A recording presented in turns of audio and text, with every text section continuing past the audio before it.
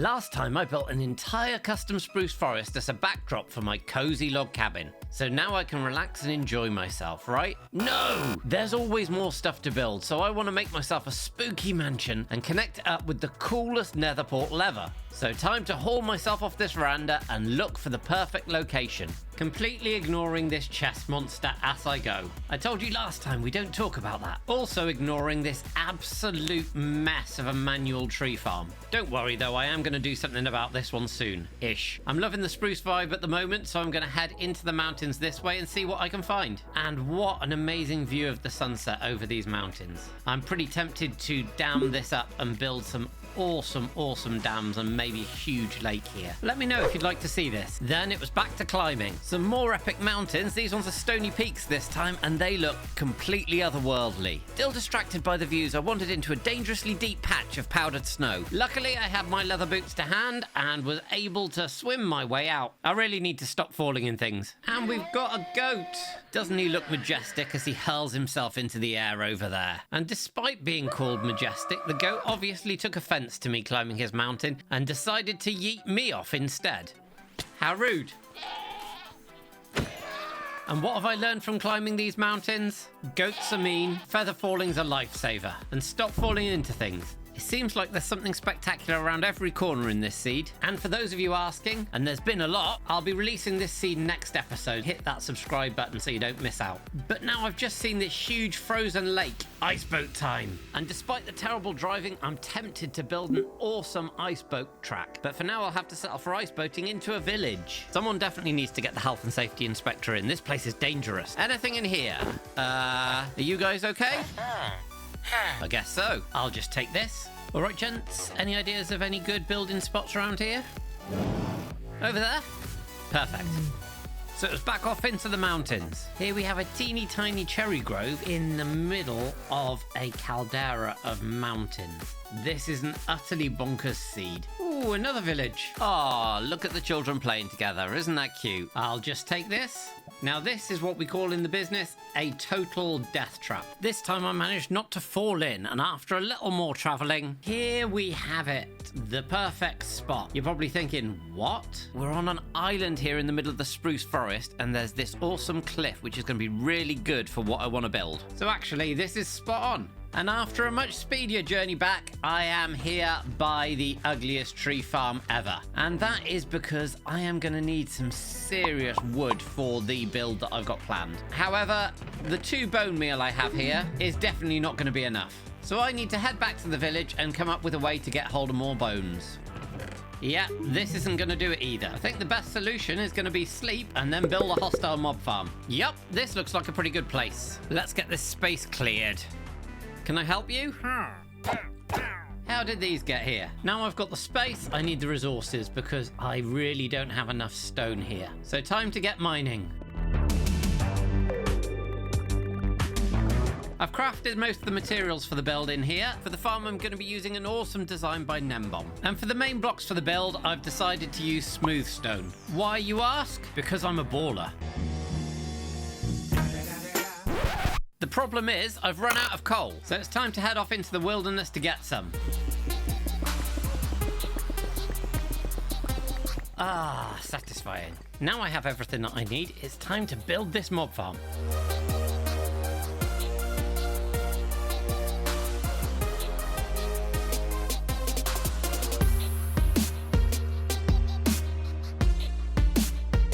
And this beast is done. So now it's AFK time. A few moments later. And I'm done. And the views from up here are absolutely spectacular. Especially looking this way at this mountain where there seems to be a plains biome in the mountain itself. I'll just turn this off. Utter craziness. And now to check what we've got. And as you can see, this is filled right the way up. But I'm not being quite honest with you, because I've already been down earlier and absolutely drained this thing. There are so many resources just from one night, to the point that I won't need to AFK again for a long time. But that's not all I found earlier, as all the feather falling zombies had picked up items and created an absolutely massive makeshift mob farm. The downside of AFKing. No sleep. Whilst I was checking how my iron farm was doing, some guy started throwing forks at me. Excuse me? Luckily, I even managed to persuade him to give it up. You're kidding me? Oh, yes. So, you know how I said that I wasn't going to AFK anymore? Yeah, that didn't last long. And now I have all of these chests full of resources. So that gives me two problems. Getting all of these resources over to the cabin in the new build area, and doing that quickly. Luckily, there's one solution that should be able to fix them both. And that can mean only one thing. It's time to take on the Ender Dragon.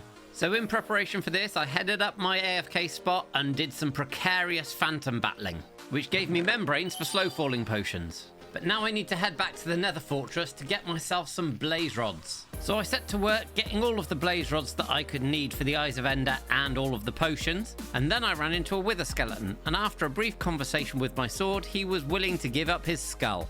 Come on. Now to get some Ender pearls and craft up some Eyes of Ender. And now for some brewing.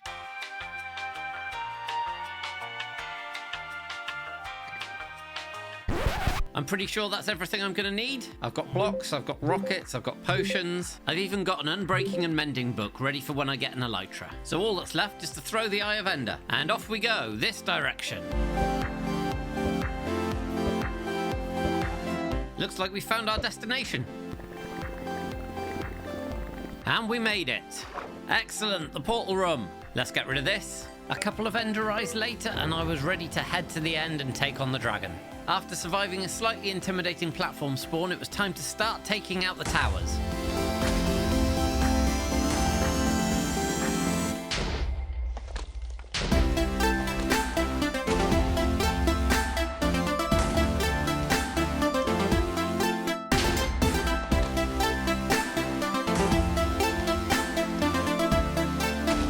And then it was just the simple task of finishing her off.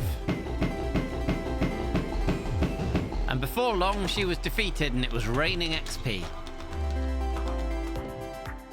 I'll just take this. Tell me you're a builder without telling me you're a builder. I'll go first. So I didn't like that there were no safety railings around the edge of the spawning platform, and that is a completely random block in the middle of nowhere. So I upgraded things a little bit. But I didn't stop there, because I also didn't like the fact that the end gateway was floating in the middle of nowhere. So I upgraded that as well. But now it's time to head through and get that elytra. So off I went through to the Outer End Islands to start my exploration, making sure that I picked up some chorus fruit on the way. I managed to find my first end city, which was absolutely tiny and had a sum total of 3 shulkers in it. But luckily that was enough to get my first shulker box. However, the next one would require me doing every Minecrafter's favourite thing, bridging over a massive gap in the void in hardcore. Ugh. The next city I found was much bigger and it had a boat, so I simply pillared up and the elytra was mine. Yes! Oh, it feels good to have wings again. Then it was time to collect some shulkers. Time to head back, not because I couldn't do with some more shulkers, but because this bow is almost dead. And roll credits. Let's get this fixed. And to craft up some rockets. Finally, I can test my flying and sort out this thing, which has been annoying me forever. Ah, that's so much better. After taking some time to make a whole bunch of new shulker boxes and load them up, I can set off on my inaugural flight from the village to the cabin, making sure not to crash into any of these mountains, which incidentally are just as spectacular from up here. I mean, just look at that. And speaking of spectacular, I absolutely love how my lake has turned out. With these custom trees in the cabin, there isn't anything around this lake that isn't perfect. Wait, where are you going? Excuse me? No. We don't talk about the chest monster. We've discussed this before. Come back over here. Come on. Anyway, so the cabin is here and I absolutely love it. And stop. I told you we don't. Okay, we can talk about the chest monster, but just this one. So it seems like wherever I am, this thing is mocking me. I come down from my tree farm, mocking me. I sit on my veranda, still mocking me. And especially when I get out of bed in the morning, the first thing I see is the chest monster mocking me. So I absolutely have to do something about it. But in order to do that, I need somewhere to put the resources. And that means I need to do an interior for my cabin. But to build this interior, there is going to be a couple of things that I'm going to need from the village. Ooh, this looks like a challenge. Can I get through this hole? Easy. For a start, I'm going to need some flowers to decorate things, and these blue orchids are beautiful. Flowers and plants, check. Now I'm going to need a good amount of bookshelves. Now I could trade with villagers for these, but where's the fun in that? Especially when the stronghold that I found has a library that I can raid. Gotta love free bookshelves. There we go. In the immortal words of Paul Newman, bookshelves stolen are twice as sweet as bookshelves traded. Or something like that. Sweet as those are, the next item I'm going to need is going to need some villagers. And these new villagers are going to be stonemasons. I am going to need to get myself a whole bunch of bricks to make some decorative pots. And with a quick detour to pick up some cherry blossom saplings, I'm back home with all the resources that I should need, but now I need to get crafting. And longer than I thought it should take, I have got everything that I'm going to need for the build, so let's get the interior put in place.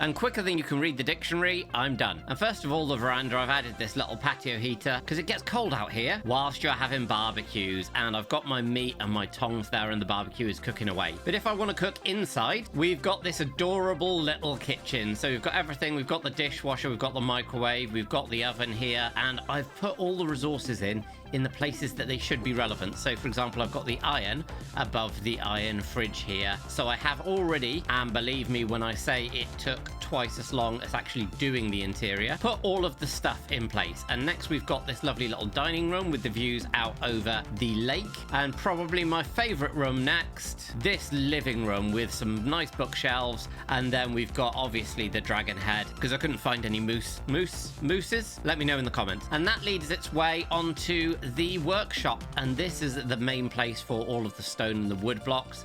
And we've got this nice table saw here upstairs to one of the bedrooms. Love these little bunk beds, but with some storage in here as well, and a heater to make sure everybody's toasty. And then a lovely little sitting area here where you can sit down and relax and have a lovely view of the lake just to chill out. And finally, the room that I'm going to need because it's getting dark, the little master bedroom with all of my valuables and got everything ready to go. But now it's time to sleep. Refreshed in the morning, I can look out the window and not see the hideous chest monster and see this lovely space instead. And I have an idea what's going to go here, but that's one for next episode. Now to just bring the doggos inside. Much better. And let me know any name ideas that you have in the comments for these guys. But now it's time to get the prep going, because over there I have a spooky mansion to build. And now that I've got bones for bone meal, I can finally get chopping. But first, it's about time I got myself some scaffolding. I can't believe it's taken me this long. And then it was time to get chopping.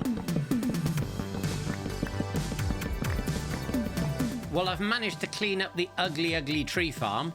The downside of this is that my tools are completely wrecked. I'm also going to need a lot more tuff for the build. So it's back over to the village to get these fixed and to get mining.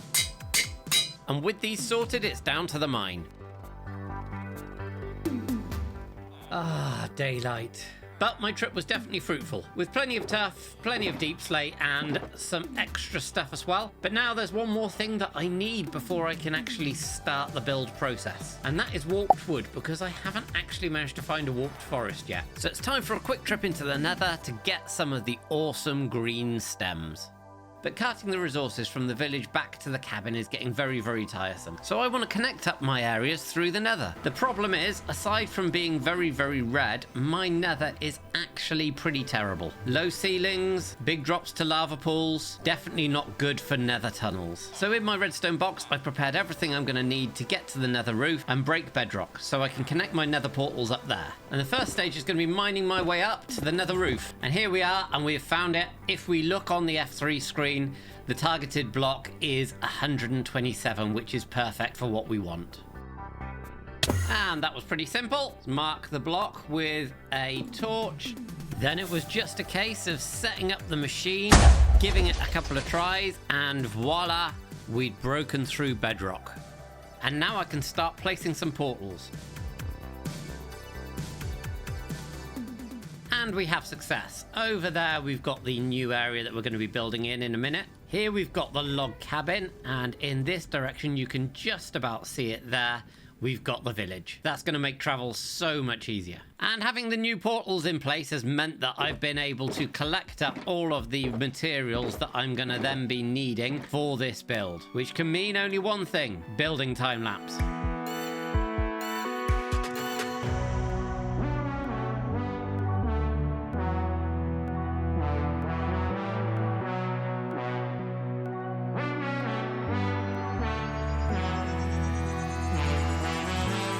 The build's now done, and I am so pleased with how this has turned out. The build itself is based on Phantom Manor from Disneyland Paris, and I've just added a bunch of overgrown greenery around here and a couple of custom trees, and of course this really spooky looking dead tree. And what would a mansion be without a fountain?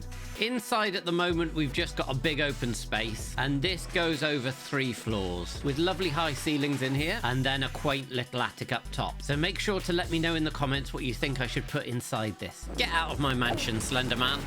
But as it stands, there's one more problem that I also need to solve, and that's as spooky as this is, it needs to be spookier. And this nether portal just is not good enough. So it's time to do a little bit of creative planning. Now, in the past, I've built all sorts of portals, including hot air balloons, Torii gates, giant amethyst geodes, even a giant nether sword going into a dragon skull. And that one got me thinking, what could be spookier than a human skull? I headed into my creative world and I started sketching out. First of all, I wanted to do the profile of the skull. At that point, I added a 3-dimensional framework to it. Once I had this framework, it was the painstaking job of just going back and forth, adding blocks to make sure that I could fill things out and it looked organic. In essence, I was doing the opposite of the quote from Rodin, which is, how do you sculpt an elephant? You take a block of marble and chip away everything that's not elephant.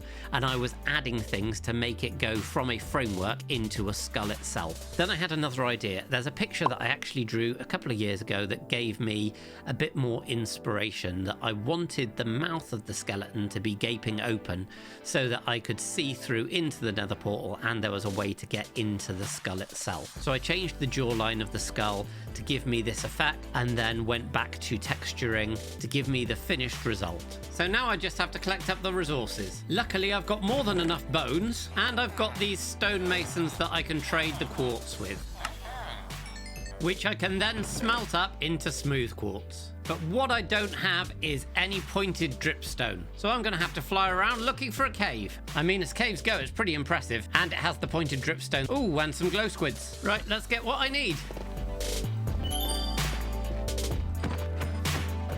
And to pick up the final resources that I'll need, after a little bit of crafting, all of the items I'm going to need are somewhere in these shulker boxes. Though I haven't organised them since the last build, this could be fun. But that does mean that I'm ready for another time lapse. But before that, just a quick message to let you know that the official ADCraft merch is available through Creator Merch. Check the link in the description. There are hoodies and t-shirts in a number of colours, so check them out if you're interested.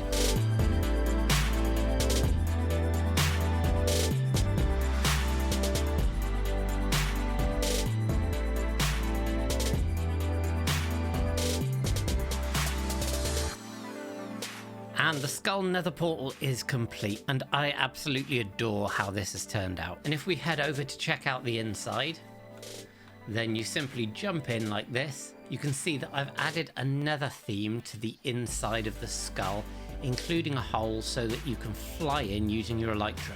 And from the sky, this area now looks absolutely incredible. When you see it through the trees there, it's just so imposing. I'm not gonna lie, this was a complete pain to build because of all the variety of blocks, but I do love how all of the shading has turned out. And just the overall design of it, I think, is brilliant. It definitely fits the spooky theme. I've also added a whole bunch of moss and mossy stone on top to give it that really overgrown look. Like this has been sat in the mountain for a long, long time. And I definitely think I now have the most insane nether portal, figuratively and literally. But of course, let me know what you think in the comments, and I'll see you all next time on ADCraft.